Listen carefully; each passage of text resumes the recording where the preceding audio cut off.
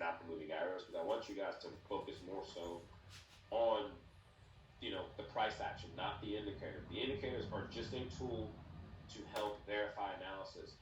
You need to be able to do it on a naked chart, right? And then go to the chart that has the indicators to help verify. Because if you're just relying on this, you're going to get caught in a repace because you're going to stay on that 1 to 5 minute time frame. So I want you guys to be able to look at a naked chart and see it the same way I'm showing it to you before the arrows are there. All right, so let's go to 4-hour time frame, right? And I'm just going to show you examples of what I mean. Now, today we don't really have the best price action because we are consolidating. But even in this consolidation, those patterns are playing out, even in the consolidation. All right, so let's show you this, and then we'll look at some other pairs that may show you something clean. All right, so this is the 4-hour time frame on US 30, right? Now, every time a low gets broken, liquidity has been taken. So if you look at the 4-hour time frame, you see how this little bit of price action, I'll zoom in on it, right? You see how this little bit of price action is lower than this. That means you have a break of structure. If you have a break of structure, you have an opportunity to draw the pattern. Now, if I draw a line from here to here, you can see that these wicks stopped out these buyers. So that means we have sellers in the mix as well, right? We have buyers, we have sellers who did not get stopped out yet. These sellers, the buyers did. So after a break of structure, what is the next phase? The next phase for the banks to do what? Create liquidity in order to go lower than this. So if I put a box here and go to a lower time frame like the 15-minute, right? You can clearly see that this would be my area of interest. And I know that the bank has to create liquidity to go lower. So I'm looking for bullish momentum to come into the market, right? So if that's the case, right, this is what you do. Now you know that the market should reverse. So what are you going to be looking for? You're going to be looking for a trend continuation style pattern, right? So if I get rid of this, if you look at this price action, right, in this area, notice this price action goes above this high. It's the same exact thing. You have a high and now you have a low, right? So what is the next phase after the break of structure? The next phase is to create liquidity by doing what? By tricking sellers, right?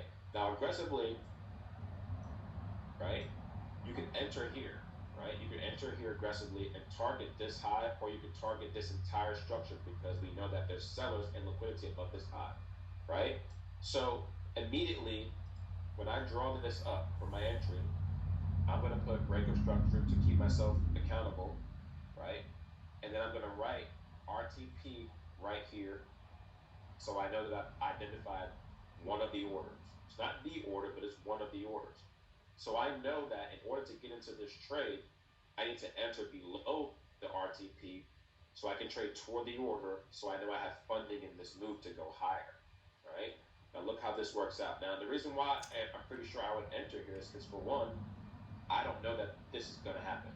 But what I do know is that there's liquidity above these highs, and if the bank wants this money, eventually it's going to get up there if I'm confident in the move. But notice the pattern, right? Remember what I said. We're going to use trend continuation patterns for entry. We have a high, a low, a break of structure. The next phase is to trick sellers back into support. I've identified an order. If I enter here and put my stop loss below previous structure and held, look where the market goes. I'm going to zoom out so you can see. The market goes above the high, right? Now look at the pattern here for your entry. High, low, break of structure, RTP, back into support, entry, boom. Now look what happens in your diagram. I'll zoom in on it again. You see how that works?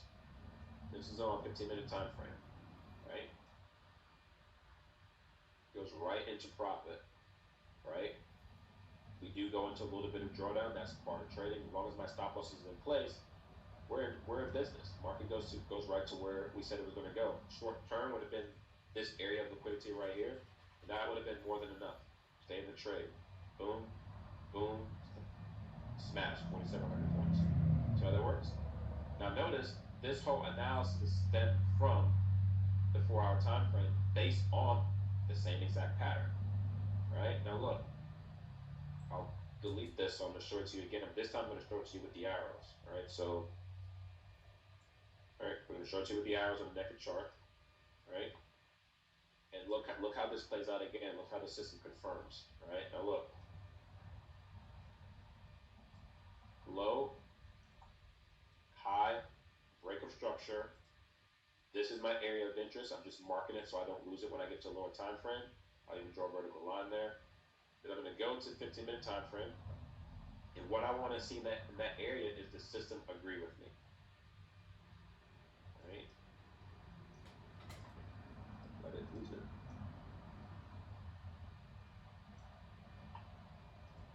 There. All right. See right here? Why did my line disappear? Let me go back just to make sure I don't confuse you guys with the markup. Oh, that says SPX. I keep hitting these buttons. All right. All right, so there we go. See how the arrows are in my area of interest, agreeing with my analysis? You see that? So now, like I said before, you just follow the trend continuation rules for your entry. And it's just like this.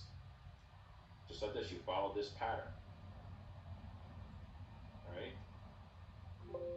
Wait for a break of structure. You can look at the price action inside here and notice that this huge move to the upside broke above this high. So now you have a high and a low. You have a